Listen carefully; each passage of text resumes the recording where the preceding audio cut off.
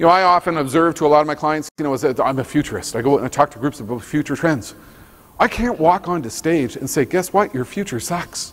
It's not really going to work. You're not going to get a lot of business that way. But you think about, the reality of what is occurring. You think about the reality of the trends which are out there. You have to be optimistic about the future. And where does the optimism come from?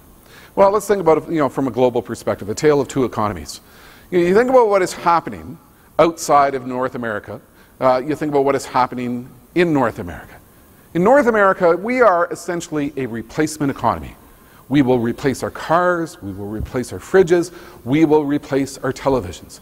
We are an economy in which we're buying the second things around, the third things around. Around the world, however, it's a totally different story. It's a first buy economy.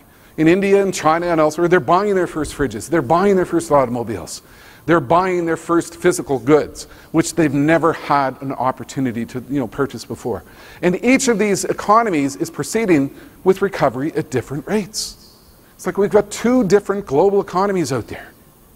And world-class innovators are focused on the big picture.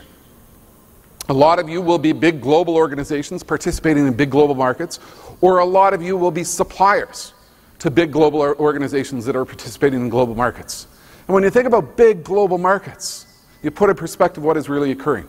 There will be almost 1 billion new consumers who will enter the global marketplace in the next decade with an income level that allows them discretionary spending. McKinsey has observed that the growth of the middle class is going to grow to 52% of the global population, up from 30% today. This is significant growth. This is significant opportunity.